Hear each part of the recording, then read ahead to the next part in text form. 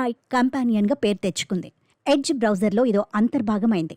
ఇంటర్నెట్లో మనం ఒక వెబ్ పేజీలోని సమాచారం చదువుతుంటే దాని సమ్మరీని అక్కడికక్కడే ఇవ్వడం, అలాగే ఈమెయిల్స్ రాసేటప్పుడు భాష విషయంలోనూ టోన్ విషయంలోనూ హెల్ప్ చేయడం, ఇలాంటి పనులన్నీ కోపైలట్ మనకి చేసి పెడుతోంది.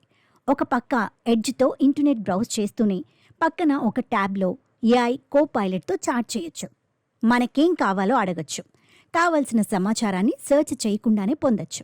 అంటే బ్రౌజర్లోనే చాట్ జీపీటీ లాంటిది సిద్ధంగా ఉన్న ఫీలింగ్ వస్తుందన్నమాట. ఇక బ్రౌజర్స్ థీమ్స్. మన బ్రౌజర్ వాడేటప్పుడు కొన్ని థీమ్స్ ఇష్టపడతాం. బ్రౌజర్ని మనకి నచ్చినట్టు తీర్చిదిద్దుకోవడానికి అందమైన విజువల్స్తో, కలర్స్తో థీమ్స్ రెడీగా ఉంటాయి. అయితే ఇప్పుడు సిద్ధంగా ఉన్న థీమ్స్తో సరిపెట్టుకోక్కర్లేదు. ఏఐతో ఈజీగా కొత్త థీమ్స్ క్రియేట్ చేసుకోవచ్చు. గతంలో కూడా కస్టమ్ బ్రౌజర్ థీమ్స్ తయారు చేసుకోవడం అనేది ఉంది, కానీ అది కాస్త కష్టమైన ప్రాసెస్. అయితే ఇప్పుడు ఏఐ వచ్చాక యమ ఈజీ. మైక్రోసాఫ్ట్ ఎడ్జ్ బ్రౌజర్లోనే ఇప్పుడు ఏఐ థీమ్ జనరేటర్ అనే ఒక టూల్ని ఫీచర్గా అందించారు.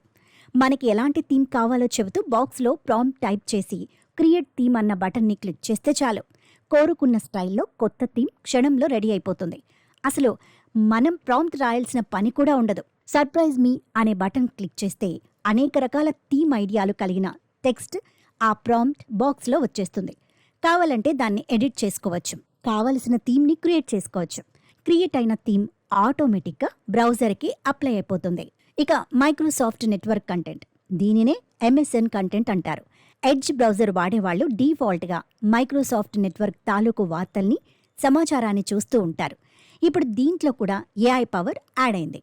మన బ్రౌజింగ్ అలవాట్లని ఏఐ గుర్తిస్తుంది. మనకి ఎలాంటి కంటెంట్ నచ్చుతుందో గమనించి ఆసక్తికరమైన కంటెంట్ మన కోసమే స్పెషల్గా అందిస్తుంది. సింపుల్గా చెప్పాలంటే ఈ ఏఐ ఫీచర్ని పర్సనలైజ్డ్ కంటెంట్ రికమెండేషన్ అని చెప్పవచ్చు.